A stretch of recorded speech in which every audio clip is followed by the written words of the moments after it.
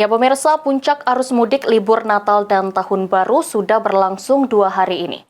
Arus kendaraan diprediksi akan alami peningkatan pada 1 Januari 2025.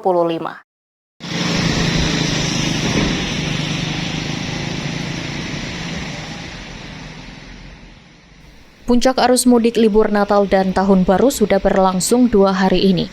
Arus kendaraan diprediksi akan alami peningkatan pada 1 Januari 2025. Untuk pengamanan dan kenyamanan pengguna kendaraan yang melintas di Jalan Tol Kayu Agung akan disiagakan pos pengamanan dan pos pelayanan. Berdasarkan catatan pihak Hutama Karya hingga 24 Desember kemarin, ada peningkatan kendaraan yang melintas di Tol Kayu Agung Palembang, sekitar 10% atau berkisar di angka 16.000 lebih kendaraan. Untuk saat ini pos pelayanan Celika berjalan lancar, aman, tertib dan terkendali. Untuk arus lalu lintas jalan lancar, terkendali dan tidak ada halangan apapun.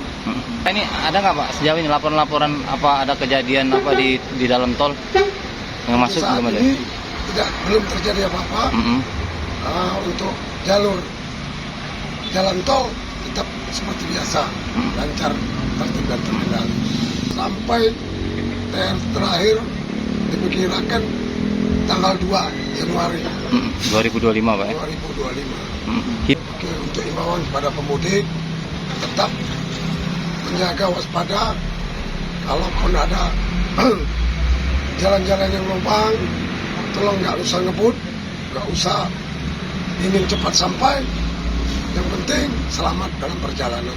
Mengutamakan pelayanan kepada masyarakat yang ingin beristirahat. Kalaupun ada kendaraan-kendaraan yang rusak, silakan diparkirkan di depan pos pelayanan ini, dan kita akan memanggil orang bengkel untuk melakukan pembenaran di daerah kita. Novan Wijaya, PAL TV.